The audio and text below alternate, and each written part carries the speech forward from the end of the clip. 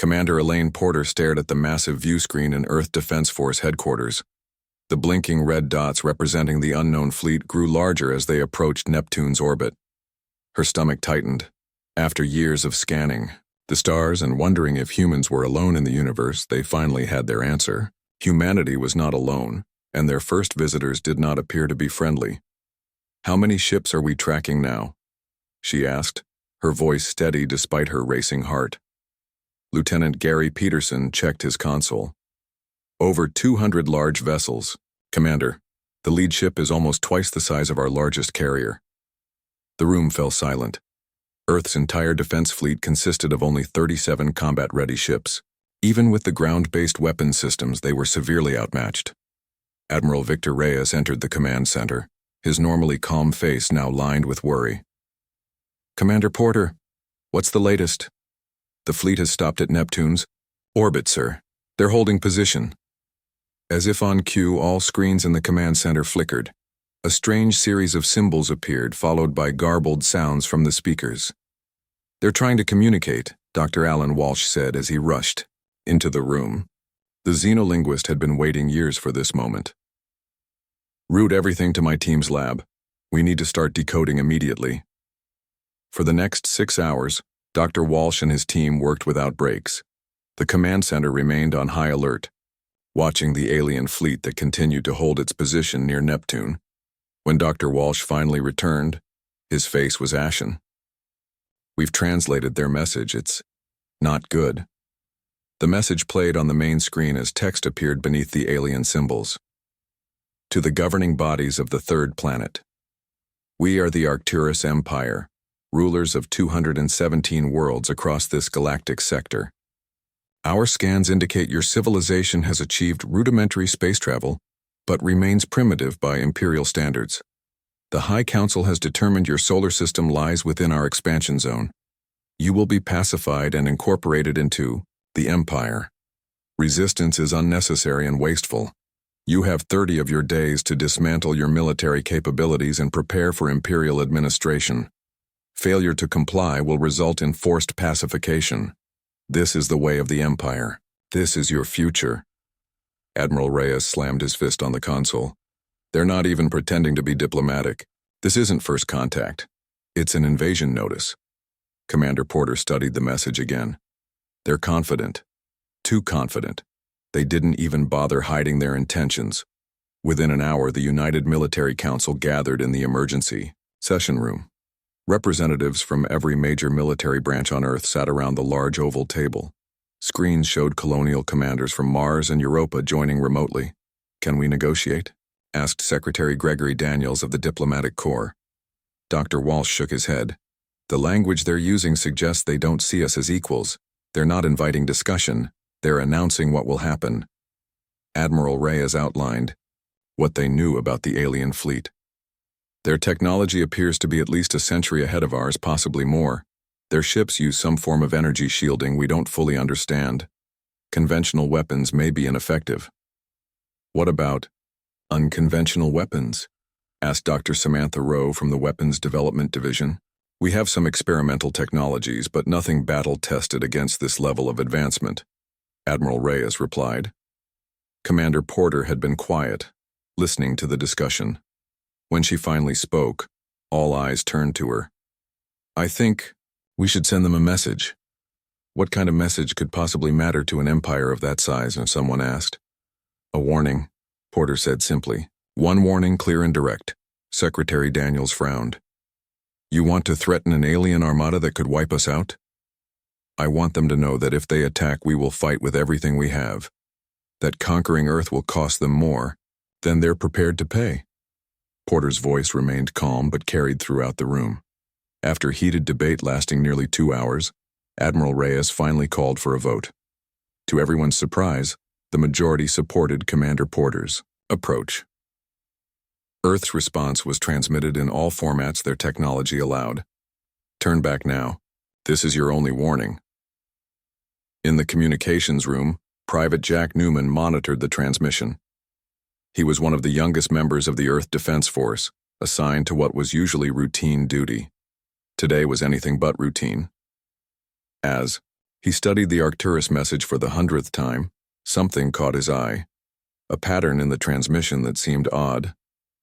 The aliens were using an energy frequency that pulsed in a very specific way.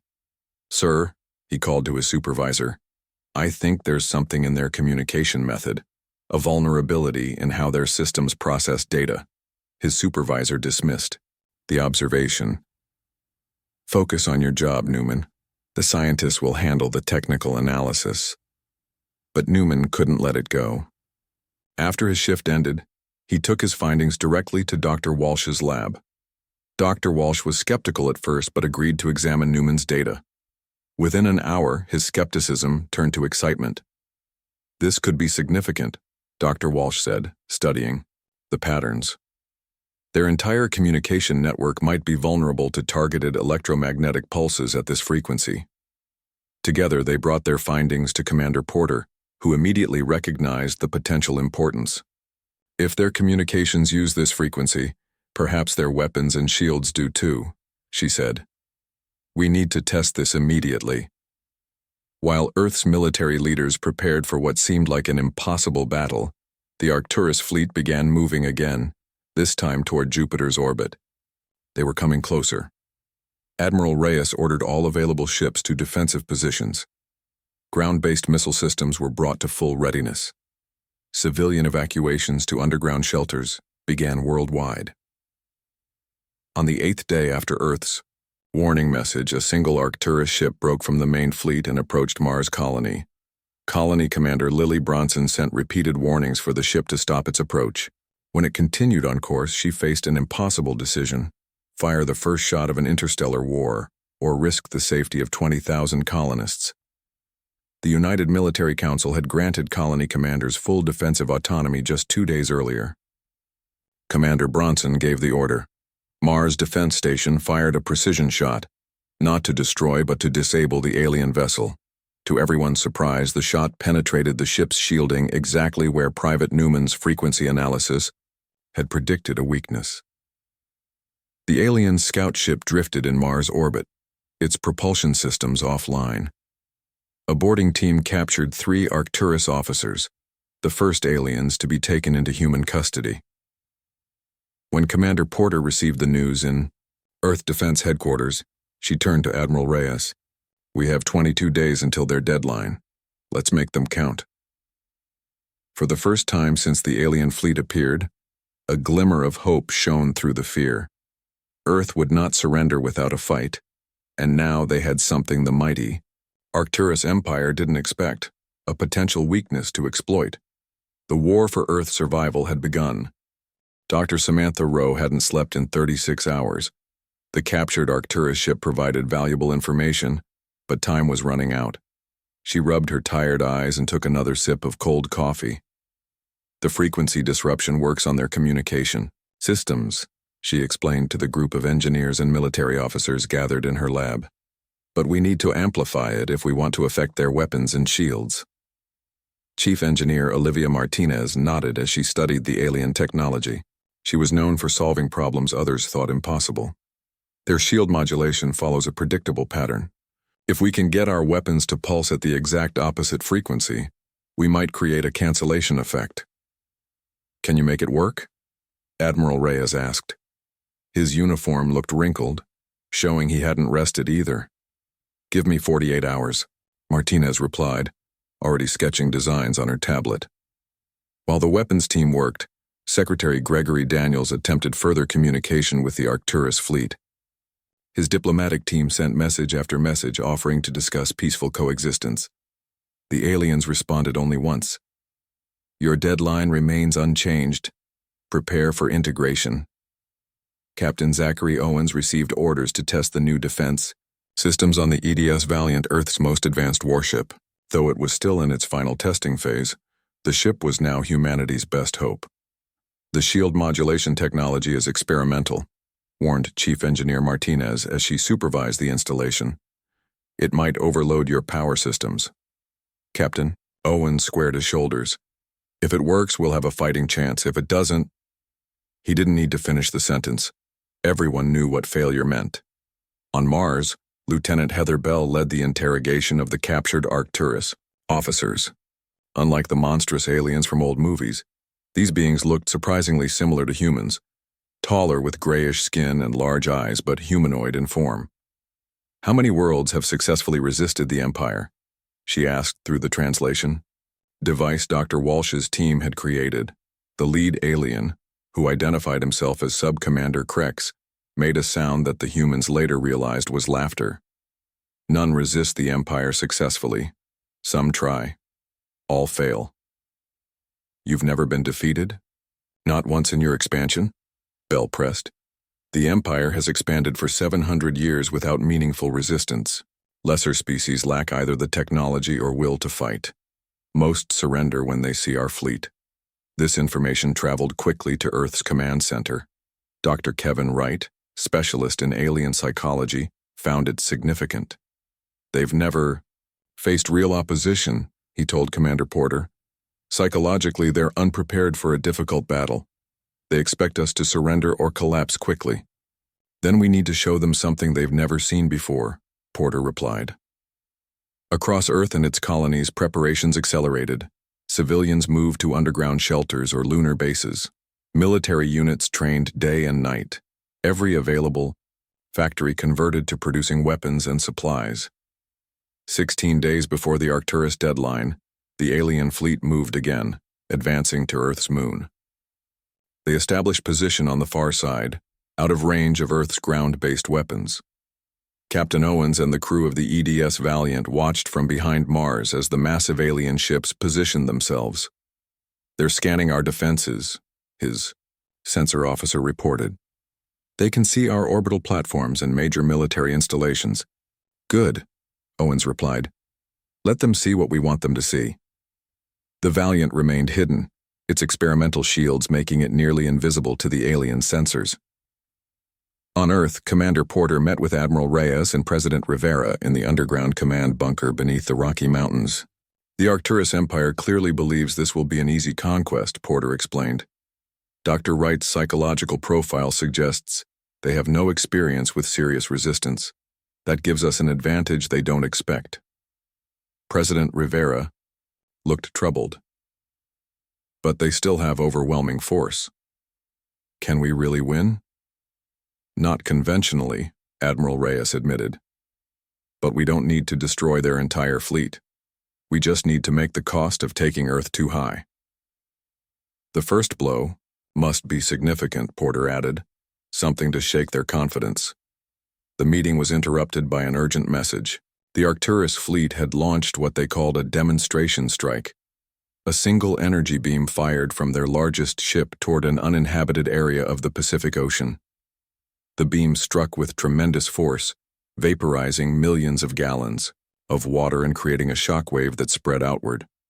Though aimed at an empty region, the resulting tsunami threatened coastal areas across the Pacific. Emergency warnings blared in cities along the coastlines. Most civilians had already evacuated to higher ground, but the message was clear. The Arcturus Empire had the power to reshape Earth's surface without even sending their main fleet.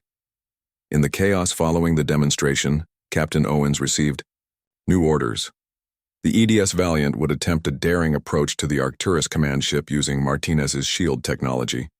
"If we can get close enough," Owens told his crew, "a special forces team will board their vessel to gather critical information and, if possible, disable their main weapons."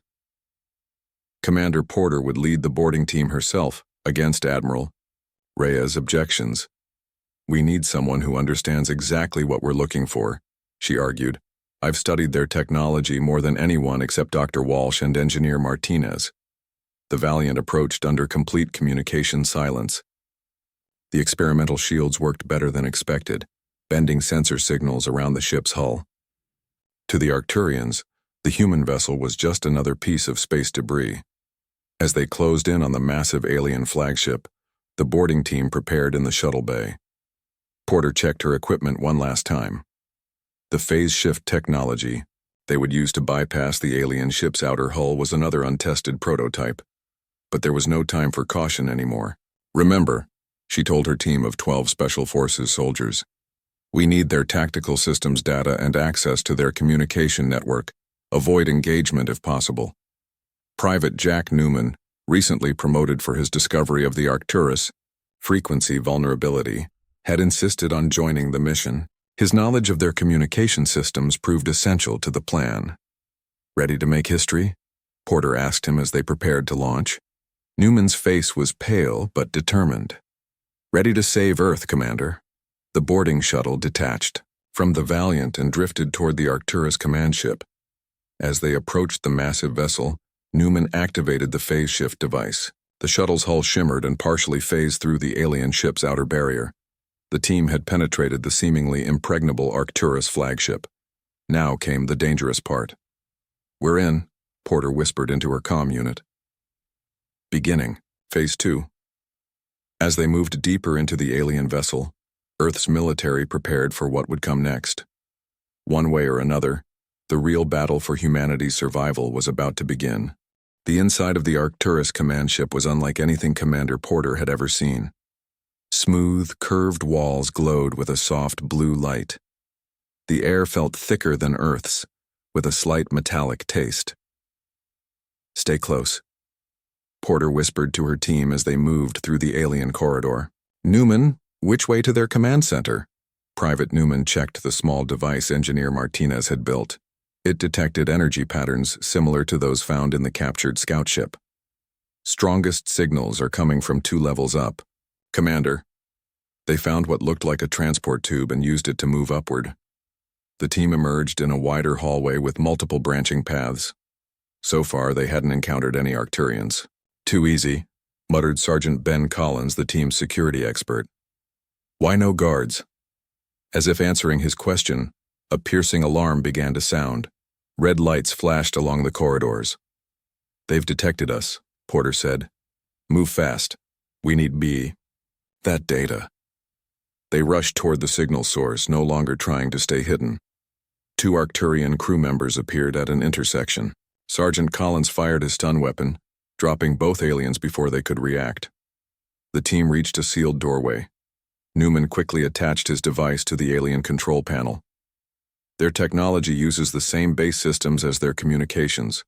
I think I can—" The door slid open. "Got it." Inside was the command center. Arcturian officers turned in surprise as the human team burst in. Porter saw a large central console with displays showing Earth and the surrounding space. "Secure the room," she ordered, as her team fired stun weapons at the alien crew. In the chaos, an Arcturian officer managed to reach for a weapon. A bright energy beam struck Sergeant Collins in the chest, throwing him across the room. 2 more team members fell before the last Arcturian was subdued. "Newman, start the download," Porter ordered, checking Collins' pulse. The sergeant was dead. She mourned silently but kept working. There would be time for grief later if they survived. Newman plugged Martinez's device into the main console. "Downloading their tactical data now. This shows everything: weapons capabilities, shield frequencies, fleet positions." Porter studied the alien displays. "Their ships are forming a complete blockade around Earth. They're preparing for the full invasion." On one screen, she saw a message being transmitted to Earth. "Your primitive attempt to infiltrate the Imperial flagship has failed. This offense will be added to your punishment. Surrender immediately." "Failed? They think we failed?" Porter looked around. "They don't know we're in their command center." "Commander," Newman called urgently, "I found something. They're targeting major cities for their first strike." "The countdown has already started?" Porter made a quick decision. "Can you redirect their weapons?" "I think so. Their targeting systems are actually less complex than ours. Aim them at empty ocean areas, same as their demonstration strike." While Newman worked, Porter planted explosive devices around the command center's key systems. "We have what we came for. Let's move out." Only 7 of the original 12-member team remained alive. They fought their way back to the transport tube, facing increasing resistance as more Arcturian security forces responded. Porter took a hit to her leg, the energy beam burning through her suit and into her flesh. The pain was excruciating, but she kept moving, leaning on Corporal Wendy Garcia for support. Almost there, Garcia encouraged her as they reached the level where their shuttle waited. The final corridor to the shuttle was heavily guarded. The team took cover as alien weapons. Fire filled the hallway. "We'll never make it through," said Lieutenant Roy Fleming, blood running from a wound on his face. Porter checked the tactical data on her wrist display. "We don't all need to make it. The data just needs to reach Earth." She handed the storage device to Newman. "You're fastest. When we create a diversion, run for the shuttle."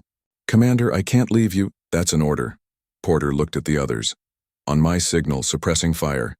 Newman, run straight through and don't stop." The team unleashed everything they had at the Arcturian guards. Newman sprinted down the corridor as energy beams crisscrossed around him. Somehow he made it to the shuttle unharmed. Porter and the remaining team members continued firing until their weapons were depleted. One by one, they fell to the overwhelming alien response. Newman got the shuttle detached from the alien ship just as the explosives Porter had planted detonated. The command center of the Arcturus flagship erupted in flames. Back on Earth, Admiral Reyes watched anxiously as the EDS Valiant reported the shuttle's return. Only Newman made it back. Captain Owens reported grimly. "Porter and the others are gone." Reyes closed his eyes briefly in mourning. "Did they get the data?" "Yes, sir. Transmitting it now." Dr. Walsh and Engineer Martinez began analyzing the information immediately. Within hours, they had confirmed what the raid had cost so many lives to discover. The Arcturus fleet had a significant vulnerability in their shield systems. Lieutenant Bell continued interrogating the Arcturian prisoners on Mars. "Your command ship was just breached by a small team of humans," she told them. "Your invincible empire has started to bleed." Sub-Commander Krex showed the first signs of concern. "Impossible. No species has ever penetrated an Imperial vessel. We have the data from your command ship," Bell said, showing him images transmitted from Newman's shuttle.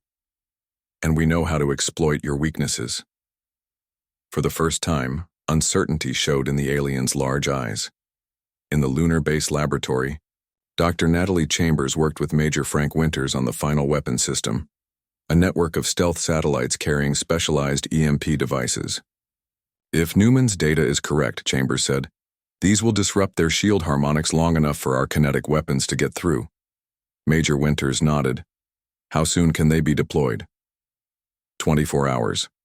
If the Arcturians wait until their deadline, we'll be ready." They would not wait. The Arcturus fleet began moving into attack position around Earth, ignoring the ultimatum they had given. Their embarrassment at the raid on their flagship had pushed them to accelerate their plans. General Paul Davidson addressed Earth's unified forces from his command bunker. "The enemy has chosen to attack ahead of schedule. They think this gives them advantage, but it tells us something important. They're rattled. Humans have done what no other species managed, made the mighty Arcturus Empire doubt themselves. Across the planet and on the colonial outposts, humanity prepared for the first true battle with an alien force. Everything they had worked for, since the first warning, would now be tested.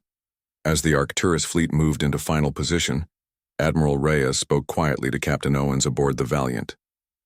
Commander Porter's final message said to hit them with everything at once, no holding back. "Yes, sir," Owens replied. "The Valiant will lead the charge." Earth's relatively small fleet took up defensive positions, ready to face overwhelming odds. The greatest battle in human history was about to begin. The massive Arcturian ships moved into position around Earth like giant predators surrounding their prey. From the main control room in the underground facility, Admiral Reyes watched the tactical display with a grim expression. Earth's much smaller fleet looked like tiny dots compared to the enemy armada. "They're forming attack groups," reported Commander Diana Russell from Intelligence. "Based on the data from Commander Porter's raid, they plan to target our largest military installations first, then population centers." Major Frank Winters checked his own screen. "Our stealth satellites are in position. EMP weapons are ready." Dr. Natalie Chambers stood beside him, nervously checking calculations on her tablet. "The quantum disruption field is untested at this scale. We don't know if it will work across the entire battlefield." "It doesn't need to work perfectly," Winters replied. "It just needs to work long enough." Admiral Reyes took a deep breath and straightened his uniform. "Begin Operation Last Warning." The first part of Earth's plan was the most dangerous, and looked the most foolish. Captain Owens and the EDS Valiant led Earth's small fleet directly toward the center of the Arcturian formation. To the aliens, it appeared to be either a suicide mission or a desperate last stand. "The enemy is taking the bait," Russell reported, watching the alien ships adjust position to meet the human attack. "They're concentrating their forces just as we hoped." Aboard the Valiant, the crew prepared for what might be their final mission. Captain Owens addressed them over the ship's communication system. "Today we fight not just for Earth, but to show the galaxy that humanity will not be conquered. No matter what happens in the next few hours, remember that we are making history." The first shots came from the Arcturian ships, powerful energy beams that streaked across space toward Earth's fleet. Using the modified shield technology Engineer Martinez had developed, several human ships managed to survive the initial barrage. "Shields holding at 60%, reported Valiant's defensive officer. "The modifications are working, but they won't last long against sustained fire." Captain Owens nodded. "We don't need them to last long, just long enough." Earth ships returned fire with conventional weapons, causing minimal damage to the Arcturian vessels. To the alien commanders, it must have seemed like a futile gesture of defiance. In the lunar laboratory, Dr. Chambers monitored energy readings across the battlefield. "The Arcturians are using standard communication protocols. They haven't adapted to the vulnerability," Newman discovered. "They've never needed to adapt before," Engineer Martinez replied, working alongside her. "No one has ever threatened them enough to make them change." Dr. Chambers checked the final calculations. "Quantum, disruption field ready to activate on your order, Admiral." In space, Earth's fleet continued its seemingly doomed attack. Several smaller vessels had already been destroyed, their crews sacrificing themselves to maintain the illusion of a desperate, conventional assault. On the Arcturian command ship, Supreme Commander Tharkul watched with satisfaction as the human fleet was gradually decimated. "These primitives fight with courage but no wisdom," he told his officers. "They waste their lives in a hopeless battle." One of his subordinates approached. "Supreme Commander, our sensors detect unusual energy, readings from Earth's moon. Should we investigate?" Tharkul dismissed the concern. "It is irrelevant. Nothing can stop the Empire."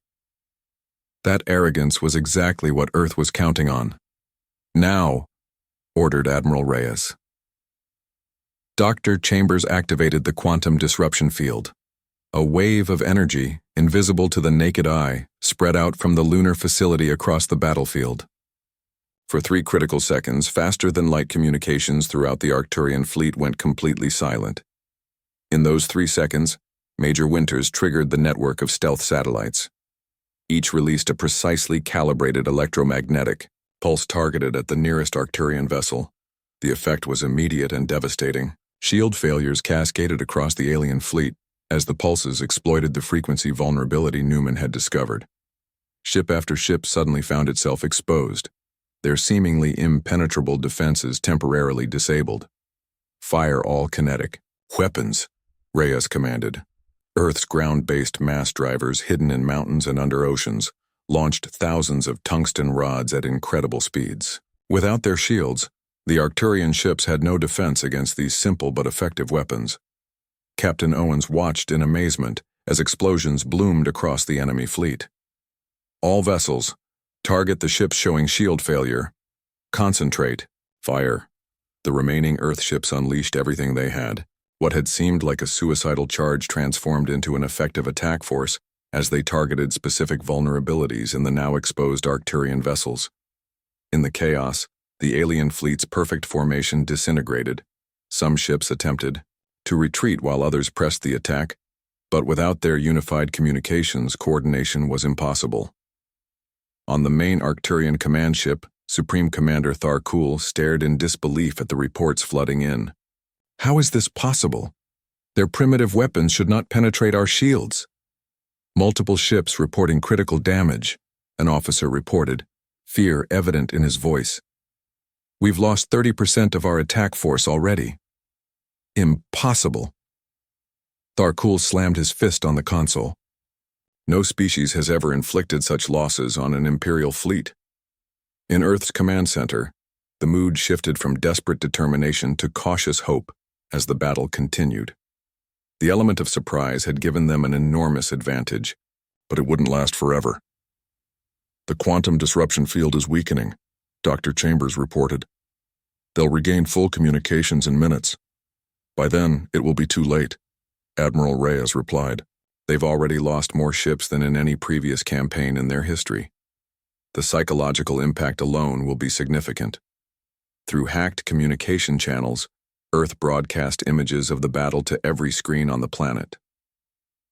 People, huddled in shelters, watched in awe as humanity dealt the first serious blow to the supposedly invincible Arcturus Empire. The EDS Valiant, despite taking heavy damage, continued leading the attack.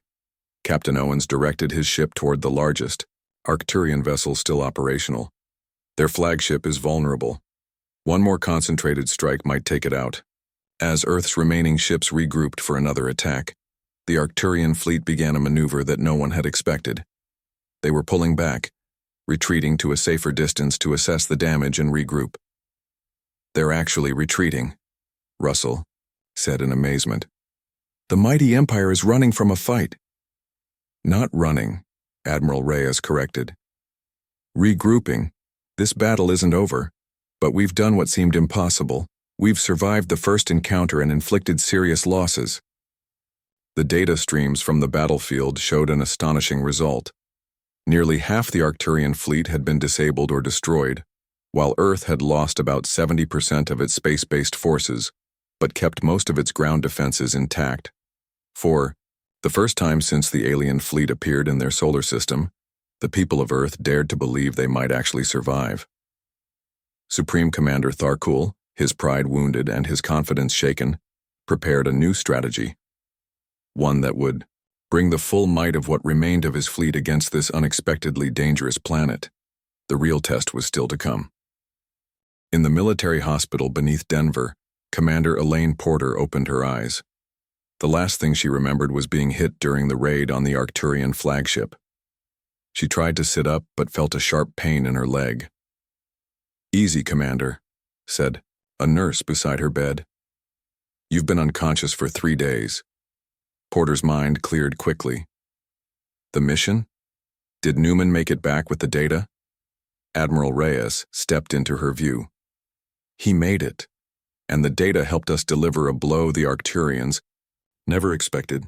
He quickly explained what had happened, how Earth's forces had exploited the vulnerability she and her team had discovered, and how they had inflicted unprecedented damage on the alien fleet. "You're saying we won?" Porter asked in disbelief. "We won the first battle," Reyes corrected. "But Supreme Commander Tharkul is gathering what's left of his fleet for one final assault. They're wounded and angry. The next attack will be their most desperate and most dangerous." Porter struggled to sit up despite the pain. "I need to get back to command.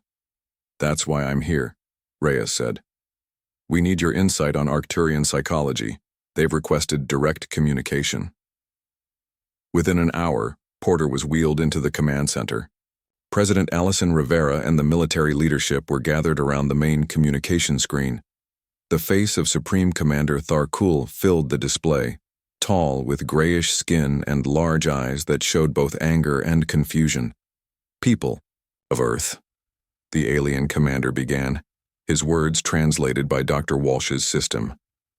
"Your resistance has been noted for its effectiveness.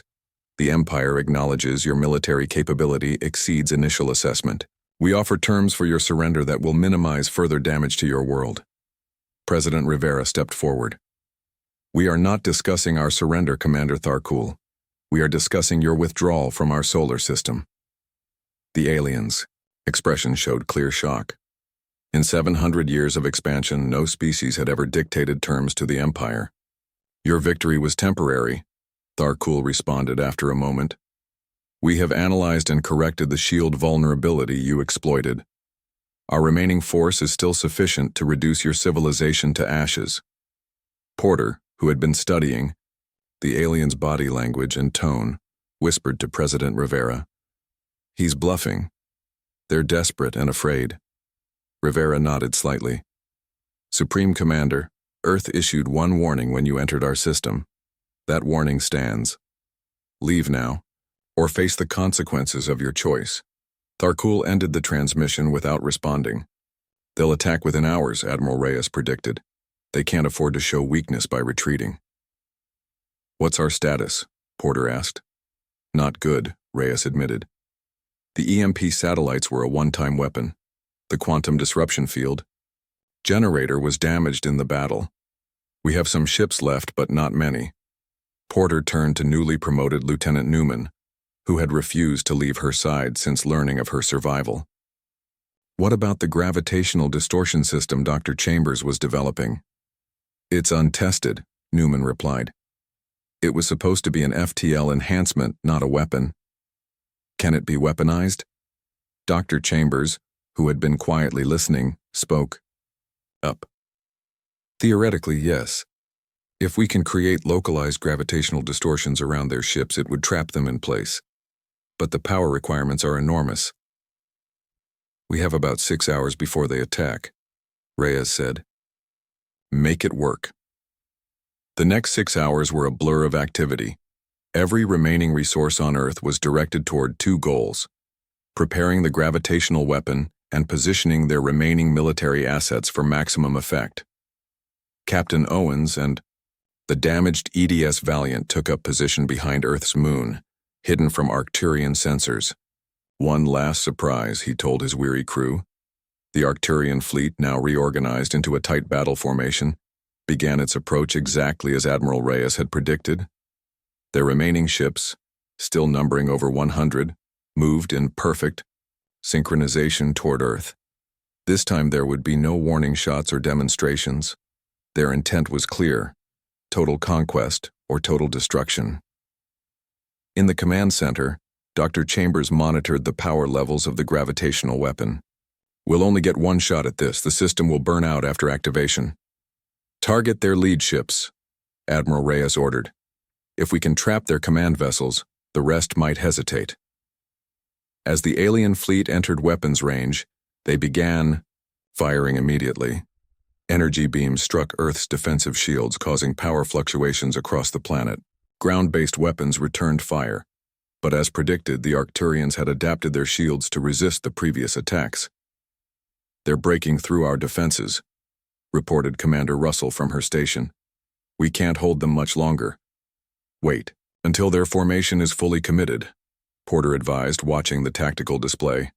Let them think they're winning. The Arcturian ships pressed their advantage, moving closer to Earth in their tight formation, concentrating their fire on key defense installations. Now, ordered President Rivera. Dr. Chambers activated the gravitational weapon. The massive power generators beneath the Rocky Mountains strained to their limits as the device created highly localized distortions in space-time directly in the path of the Arcturian fleet. The effect was immediate and visible. Several lead ships, including Tharkul's flagship, suddenly found themselves trapped in bubbles of distorted space. They could still fire their weapons but could not move forward or retreat. All remaining forces target the trapped ships, Reyes commanded. Earth's remaining defenses concentrated on the immobilized vessels.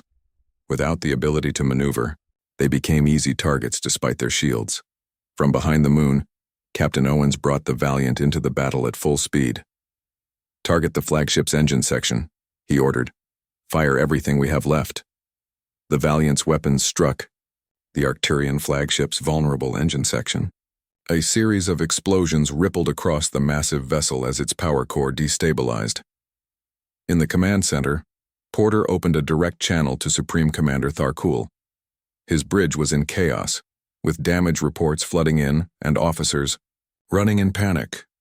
You were warned once, Porter said simply. There will not be a second warning. The Arcturian flagship's main power core breached, creating a blinding explosion that damaged several nearby vessels.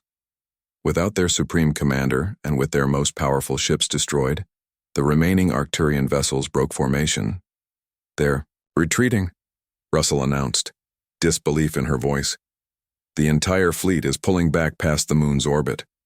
The gravitational weapon, its components burned beyond repair, shut down, but it had accomplished its purpose. The Arcturian invasion had been broken. 3 days later, long-range sensors detected the alien fleet leaving the solar system entirely, returning to the direction from which they had come. In the aftermath, as Earth began to rebuild, Lieutenant Newman stood with Commander Porter at a memorial service for those lost in the battle. "Do you think they'll come back?" Newman asked, looking up at the night sky. Porter watched the stars for a long moment before answering. "Maybe. But next time, they won't need a warning." She turned to look at him. "They'll know exactly what they're facing." Across the galaxy, news spread of the impossible. A primitive species had defeated the mighty Arcturus Empire. On 100 worlds under Imperial control, subjugated species began to whisper of resistance. Earth had not just defended itself. It had changed the course of galactic history with a single warning that would echo across the stars for generations to come.